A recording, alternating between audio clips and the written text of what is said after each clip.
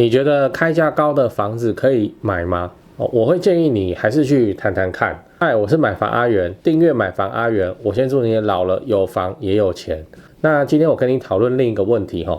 开价重要吗？先说什么是开价。开价就是你在591上面看到人家要卖多少钱，然后那叫开价，可以杀的像这张红框处的红字就是屋主开价你看。那你可能会想问开价能不能信很多人也是私讯我问这个问题。那我先说结论看看就好因为开价都是屋主自己的期望价格啦，能砍多少还是要看这个屋主他当初签约的底价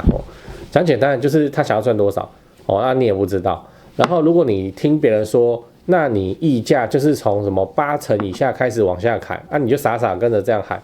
那大概人家连斡旋也不收你会买不到房子所以我建议你你还是以参考附近的实价登录价格因为就算屋主他自己不知道附近的行情，他房仲也会知道我们今天讲的是中古屋的买卖嘛他这个房仲一定会知道不会存在什么卖的比行情还要低的这种情况。所以我们看实登跟开价就是在看这个屋主他有多想卖。那我会建议你你在看房子的时候可以看高于预算10%到20%的房子，因为开价它真的就是没有人不杀的啦所以它不等于卖价那所以你要知道，屋主本来就会给杀价空间。就现在房地产市场真的很透明嘛，大家都心里有数。你卖房子你高于市价，房仲也会跟你说这样会比较难卖那你真的不用因为对方开价超出预算你就说下去这个中古屋房地产买卖本来就是用谈的，很多时候你换个方式谈，你就有机会把它往下压像他开价比较高，你就用1坪几万来跟他谈这个就比较会有讨论的空间。如果你直接就出价就是什么实价登录打8折打7折那人家应该根本就不会理你不会收握这样。你是卖家，你今天想你是屋主的话，这个你社区实价登录就是这个数字，现在就有一个人跑出来，然后就说实价登录7折他要买，我干嘛卖他，对不对那所以你要记得一件事情，就今天不管是这个卖家他是自住还是投资客，他也只是要卖行情而已不可能说这一区1坪卖50万，然后他不知道为什么他可以卖到70万那他会开高，就是预期你会杀价，开给你杀的一般人去菜市场买菜都会叫人家送葱送蒜头了，那更何况你现在是在买几千万的房子呢？所以杀价这种事情已经因约成熟，就是会开高让你来杀了那最后你要知道，为什么投资客很常去看房子我之前的影片就有建议你说就算你不是今年你要买那你还是可以就慢慢开始看那这样做的好处，除了就是我们之前讲到了快点练这个经验值以外，还有一个优点就是让你比较快掌握这个区域的房价。你不要想说自己591看看实价登录查一查你就知道现在全部市场真实的行情虽然现在实价登录更新的时间算很快但实务上你很难看到刚好买你这一间那隔壁栋前2个月才有人卖掉都嘛是差好几个月或差好几条街，甚至有一些比较稀有释出的社区，它1年可能才1个2个实价登录呢。你用那个价格来看，你判断就会失准。我跟你讲，所以我们的做法就是房仲有介绍物件我们有空就去看一下然后顺便跟他聊一下附近的区域房价。你不要怕那个担心就是麻烦到他因为房仲他们都有 KPI 嘛，我们一般公司上班都有 KPI， 房仲怎么会没有？就是说带看多少个你就帮他做这种 KPI 业绩让他省得被那个店长去电他们都是欢迎的那久了你就会对这个区域会有概念知道这个东西到底卖多少钱是合理的，那你多少钱会拿得下来这件事也很重要你把行情看熟了以后一个这个地方出来一个新的房，你就知道它是便宜还是贵那如果是贵就不要理它那如果是便宜的话你要先想这是不是房子有什么问题，可能是有很难处理的壁癌或是怎么样，人家才要便宜卖嘛，那你赶快去看真的赶快去看，立刻去看。如果你发现说其实都没事可是他开价真的都就是比较低那就是屋主不太懂行情，你就可以赶快买了，你知道那这个就是你要看熟行情你才能够做得了的判断那像我现在也是很熟高雄市而已你突然跟我讲说新竹有一个很香的物件我也是看不懂啊，我没经验，我也是会怕哦。所以我真的是建议你没事你就去多看看房子，掌握一下区域的房价，你才知道什么价格你是方便出手的。好，那我们整理一下，今天我们聊了开价重要吗？我先跟你分享了，开价只是屋主的期望售价，它不代表实际的成交价格。你可以先参考附近的实价登录来做你出价的这个判断。那我也建议你啊，其实你不用被那个开价吓跑你是可以看高于你自己购物预算10%到20%的房子因为都会杀价的嘛。屋主只是要卖到合理的行情价而已那把价格拉高来让你杀，所以不用因为我口袋里只有1500万的预算，可是你就不能看1800万的房子，这都可以谈最后我要建议你多看房子，可以帮助你快速掌握区域行情的价格不是说你只会看那个实价登录实价登录现在问题就是我们做中古屋有的社区真的是1年可能才1个2个实价登录而已，所以你看到实价登录那个就是半年以前的价格那你也可以透过跟房仲聊天更准确的评估物件的价格是否合理更了解什么时候出手购买这样。最后我想问你你买房子的成交价跟开价是差多少钱？我跟你讲，大家都是差蛮多的。欢迎底下留言跟我分享那如果你想要知道我买房子之前会做哪些功课，记得订阅加按赞，以后会分享更多给你。讲八卦讲八卦。其实你有买卖过几次房子你自己都猜得出来那个底价大概在哪里，因为你去卖房子的时候嘛，那你就是签一个委托委托要写你的底价，好，那你就写了 OK 好，然后你就会在591上看到房仲帮你打的广告然后你一定会看到之后骂一声我靠，这么赶的吗？对，但房仲会帮你往上开就对然后你底价明明就是签 X， 然后你就发现怎么是 1.1、1.2X 这样就是要让人家去杀价的。你是房东你是卖方的时候你当然很爽可是你是买方的时候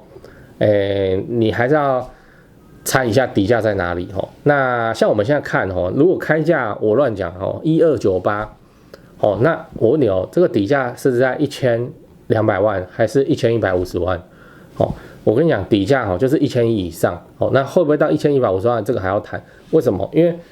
大概就是这样子开价你说这边有没有什么计算公司？也没有。为什么是什么1298不是1300这个数字？就房仲他会帮你减就是弄个什么9899万这样子所以不用想太多啦，你就多看多看之后看久了你就会有那个手感，尤其你自己有卖过1间2间的时候你猜那个底价都是蛮准的。对，那你猜到底价之后你要怎么下斡旋才有谈的机会，你自己都很清楚这就是平常多看房子了解行情的好处。不然现在中介兴冲冲的报给你一间，他跟你说我靠这个 Apple 出现了现在这一坪才多少钱，报到你手上你还怀疑他。我跟你讲，像我们高雄市的房子就是看得很熟嘛，那个哪边的房子大概行情是多少钱我们都知道。那确实直到现在2024年还是会有房子爆出来，我们就觉得说这个为什么可以低于行情一点点那是不是它又有什么屋况很烂我们要大整理之类的那我们就会优先去看这种房子所以不用太反正就是你不用太担心你是把行情看熟然后之后有一个房子出现了，那你之前有做过那个社区的功课你自然知道说这到底是贵还是便宜如果是便宜那就是利基那你就可以优先去看这种房子不要再说什么市场中都没有 Apple 我们都是投资客挑剩的什么的。我自己也是看591去看行情，然后我也是买591上 PO 的房子你有什么问题吗？没什么问题你就行情看熟，然后当那个出现的时候你自己知道这个有偏低，那我们先去确认房子有没有问题如果没有问题的话其实就可以把它买下来了。以现在中古屋市场来看我跟你讲2024年实价登录大概都是最低价大概都是最低价，因为屋主现在都是要卖的比实价登录还要高啦。那个你不要想太多你今天是屋主你也一样你也就可以卖实价登录以上，我为什么要卖实价登录以下那讲到这个讲不完这个要扯到台湾的房地产持有成本很低的特殊现象就持有成本低台湾房屋因为持有成本很低，变成说房东怎样他就不急他就慢慢卖哦，那不会想要快速卖哦，求一个拼现金哦。这个现象会出现哦，会在房地产大势要向下走的时候才会出现，就赶快换现金，先跑的意思。但现在很明显就不是啊。哦，那即使现在行情哦没有他幻想的那么好，差真的也没差哦，他就是慢慢卖。像我之前哦的一个邻居哦，社区的成交价哦，社区的成交价大概33万，他现在卖房他直接开43万哦，你说他凭什么？他不凭什么，他就是持有成本低啊，他就不急哦，在那边开着慢慢卖。有没有人看？有，都有人来看。有没有人出价？都没有人出价。他已经卖了1年多还没有卖掉。然后他自己也没差这样，对，所以房子你要期待它跌真的是有点困难啊。像这次地震之后，你看房价怎么样？真的跑出什么危楼等等的那个交易是直接就停止了。那你要看到因为地震这次的4月3号大地震造成的房价大跌或是稍稍有影响，应该都还看不到什么苗头。我们也很关注啊，对啊，目前确实没有看到什么波动。讲太多了，总之就是平常没事你就看房子去了解行情，然后你大概就猜得到人家底价，你真的要买的话，那你就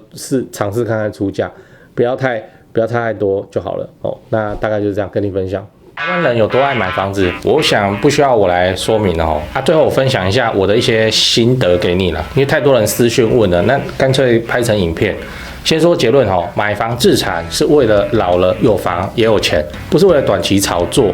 现在短期炒作赚不到什么钱你不要搞错了。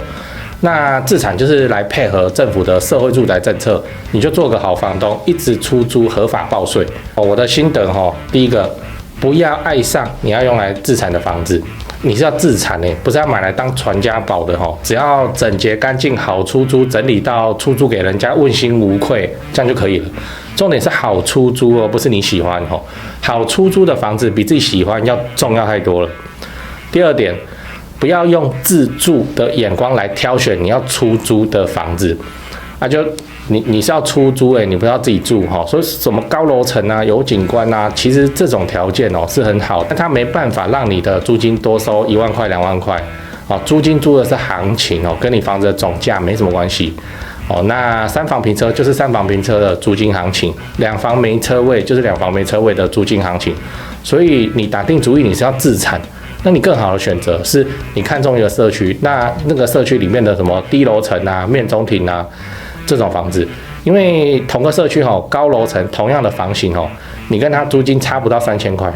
可是你买的总价可以便宜个100万以上那投报自然会高人家很多嘛。自产就是选这个才比较合理。等一下，你是不是想要反驳我？好，那你就去挑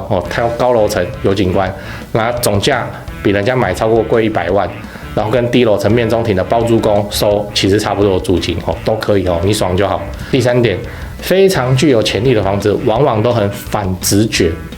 可是那个才是好东西。也就是说，好的自产物件就中古电梯大楼那个室内又脏又乱，漏水壁癌直接起来其实这种我们最喜欢了，反正总归都是要花钱整理的嘛不如屋主你就不要整理，你就卖我便宜，让我们自己整理就好了真的我们认为的好东西其实带你去看你都不敢买我们看到广告里面写什么全新整理，这个就兴趣就少了80%，这个要讲不完总之就是说，自产物件它其实都是反直觉的，它的卖相都不好就是因为它卖相不好，因为它烂，所以它总价才低，它总价低，投报才高那新手很容易不小心去买到那种贵松松的漂亮房子，那变成说它有涨没错啦，可是它涨的空间也不大那老鸟大概都买好地段没整理的烂房子，什么屋龄20几年然后漏水又壁癌就 OK 这个没办法训练这是心魔你只能够自己真枪实弹去练习几次你就会懂了，就跟我当初一样那像我们现在看到屋况不够烂，我会觉得很可惜你要自产，你就是要总价低嘛。同一个社区里面总价低的房子往往都是那没整理条件不好什么低楼层、面中庭那自住客门一打开，他乱糟糟的，他就摇摇头不喜欢。可是自产客杀杀价就买下来，再花几十万整理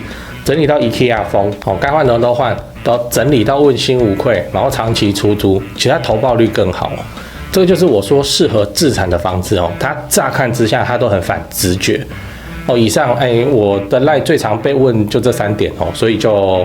第一个不要爱上你是要用来自产的房子，第二个不要用自住的眼光来挑房子哦，第三个适合自产的房子它都很反直觉哦。最后我看好高雄啊，你看我影片那么久你也知道哦，高雄超棒，高雄不止台积电。未来的影片我也会陆陆续续介绍各项重大建设。自产高雄就找台湾房屋美术之星店，因为我跟店长配合超久了哦，那非常的尽心负责。那他们也有长期合作的装潢、整理、出租哦，反正自产高雄我就推荐台湾房屋美术之星店。现在就加他们的 LINE 哦，买房阿元观众专用 LINE， 小老鼠 go go go go go， 小老鼠5个 go 哦，请助理立刻丢几个适合自产的房子给你看。记得哦，炒房不好，不要炒房，长期自产出租，配合政府的社会住宅政策，做个好房东。订阅买房阿元，自产高雄，我先祝你老了有房也有钱。